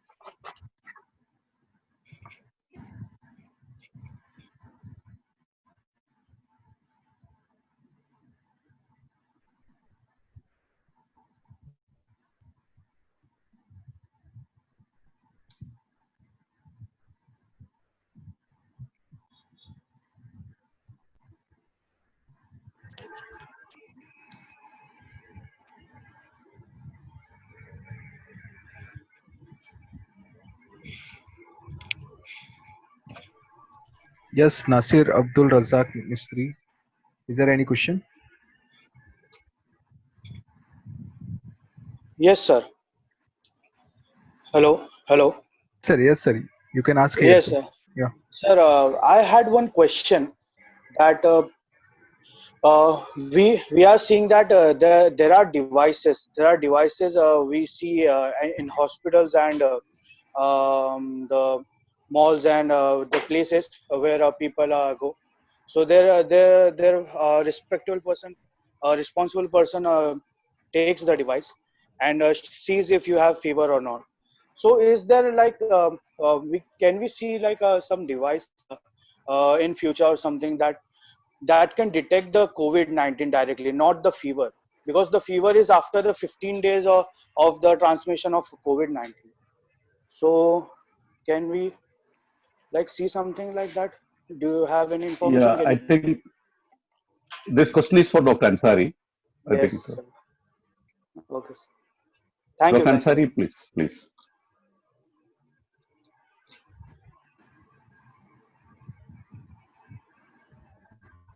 Hello, please unmute Dr. Ansari. Please unmute Dr. Ansari. Yes, sir. Dr. Ansari, sir. No, it is he's muted actually. Please, yeah, now it's okay. Yeah, Okay. please. So basically, this is something which is the elixir or holy grail to see a person and know that he is having COVID-19. Unfortunately, no. COVID-19 illness, as I told you that there is a 67% likelihood that you may pick up even with a throat swab, which will not be available at least for 8 hours. So what we do is a thermal scanner is to just see whether you have fever, and you may be afebrile for the rest of the day, and even when you are having an infection. So this is a big, kind of hole in the whole screening process, that you look at the screening coupled with a history that I did stay with a person who is positive. I was feeling not well for the last 2 3 days, some cough, and then if you have any amount of fever or oxygen saturation, which means your oxygen levels are low, you can have a high risk candidate for COVID illness. But today there is no way in which by looking at some eyeball or testing or some kind of a pattern, I can tell a person is COVID illness. Unfortunately, this is the whole problem. Otherwise, we would have been able to, contain them very effectively. I hope that I answered Thank, the. thank you, Dr. Ansari. So we have another question from Dr. Saurabh. Yes, Dr. Saurabh, sir. Yes, sir. Right, please proceed. Yes, Please you are proceed. unmuted, sir. Sir, there are a lot of things in the is coming for prophylaxis, like HCQ prophylaxis. Some Ayurvedic medicines are also there. Even arsenic, homeopathy is also coming. So how should we go about that? So What should we take? the only effective prophylaxis, as I told you, is the 5 things. Ensure that you are washing your hands well. Ensure that you have a cough hygiene. Ensure you are not touching your surface. You are wearing a mask, staying away. HCQ as a prophylaxis for healthcare workers, which we have been using, is only recommended for 7 weeks, and there is a protocol for that. It's not recommended for universal prophylaxis. In fact, WHO and the ICMR, all of them are at loggerheads to really understand the impact for the larger public and the risk of problems from the drug-induced toxicity. There could be arrhythmias, there could be problems. So a universal prophylaxis with hydroxychloroquine or any other similar compound like chloroquine is not effective and is not advisable at this point of time. But healthcare workers who are in a targeted population who are exposed may get some benefit out of it, and that's debatable. That's a scientific debate.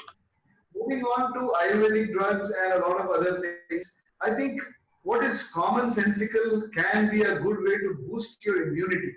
What you have been doing in non-COVID times, you should continue doing that.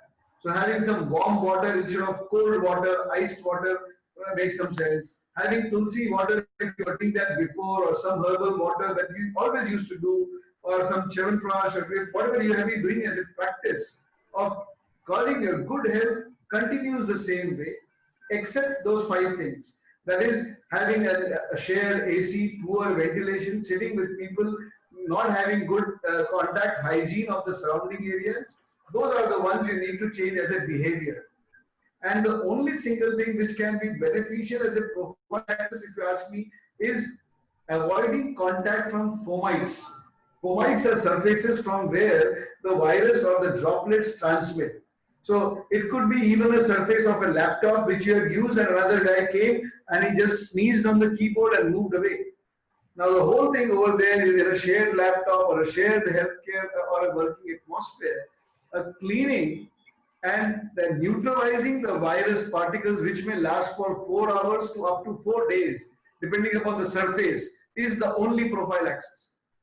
So I think that answers the question, and there is no magic bullet, there is no drug. Even the drug remdesivir or favipiravir and other ones have not yet shown to be effective. The only effective way would be a vaccine, like any other viral infection. So till a vaccine comes with its effectivity, we have to keep our fingers crossed.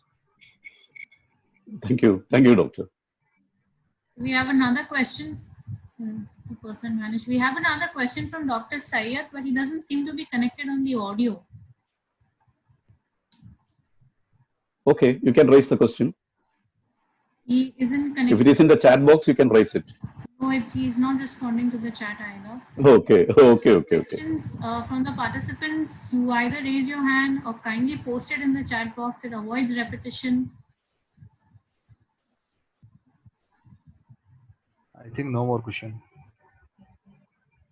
There are no more questions, it looks like, sir. I think in that case, Sairaji, I think we will conclude this discussion. And before concluding, special thanks to Sairaji also for doing the anchoring so brilliantly well. Thank you so much. And once again, thanks to all the participants, Dr. Ansari, Dr. Jyotishi, Dr. Paul, and it was a very great experience to, and the advantage that we got from this webinar is basically the understanding of more issues which we may need to practice. And I'm very, very excited about some of the things that Dr. Ansari said about how to recoup ourselves, and also what he said about changing some of the habits that we currently do, because it is not just for this COVID. Infections can again come, because as we all know that more infections are definitely in the pipeline. We don't know when these things are coming out. Only because of the revolution in the medical research, many of the microbes are being handled so properly, and we don't know what is going to happen next. So let us change the ways we are doing things. And very interesting and fantastic contribution from both the other two speakers, Jyotishi sir, because he has been very helpful in understanding what is the current economic scenario and where we are heading for, and what could be the coexistence strategy as we relax the norms. And the education, the scene of education, such as senior education expert like Dr. Paul, he was very, very intensely talking to us about what we need to do to have a hybrid system and how to effectively manage, at the same time take care of the lesser, the poor people in the villages and all that, where there is no internet, there are no facilities, there is no technological devices and all that. So he has been very forthright in explaining and the need of our being, giving them facilities so that the digital phase of the survival can be best done. And thank you so much. And we really enjoyed doing this webinar. We hope that all the participants also enjoyed listening to this webinar. Thanks a lot, guys. I think we can conclude this. Thank you. For this insightful session, sir, I would like to thank everyone who's helped us in organizing the webinar. First and foremost, our gratitude goes out to our management, Dr. Akhtar Rizvi, our president of Rizvi Education Society and Rizvi Builders, and our director, ma'am, Advocate Mrs. Hina Akhtar Rizvi, who's the director of Rizvi Education Society and Rizvi Builders, for supporting us and mentoring us in conducting this session so productively. I would like to extend our thanks to our very own principal, Dr. Paul, for being so supportive and encouraging throughout the entire process, for making the webinar possible and successful. Our heartfelt gratitude to our panelists for taking out time from their busy schedules and sensitizing us on how to cope with this pandemic in the current times. A very big thank you to Dr. Thampi for his medical and this timely guidance, if I may say so. I would also like to extend our gratitude to the organizing committee, and the technical team of Rizvi College. And last but not the least, I would like to thank all the participants for being such a wonderful and obedient audience. Thank you. Stay safe, stay protected, stay home. Yeah, thank you. Thank you. Thank you. Thank you. Thank you, sir. Thank you all. Thank sir. you, thank you. Thank Thank you, you, Dr. both. Thampi. Thank you, Professor Amalendu. Thank you, Dr. Abdul Ansari. Thank you so much for sparing your precious time. I wish I can say one last word that the old adage of health is wealth is very apt over here. Health or the economy of a country is the health. And I think it's high time to focus on the health allocation of budgeting, policy making, and looking for health for all as a very important wake-up message. Thank you. Thank you. Dr. Thampi, a special thanks to you for all your support, sir, and coordination. Thank you. Thank you, Dr. Paul. Thank you That so was much. so entertaining and interesting to work with you all this last 1 week or so. Thank you so much, and Thank you. Thank you. take care. Yeah, stay safe and take care. Thank you. Thank you, Saira. Thank you, Haider, Thank you, sir. Zaidi, everybody. Okay, you can end the meeting. Thank you. Thank you.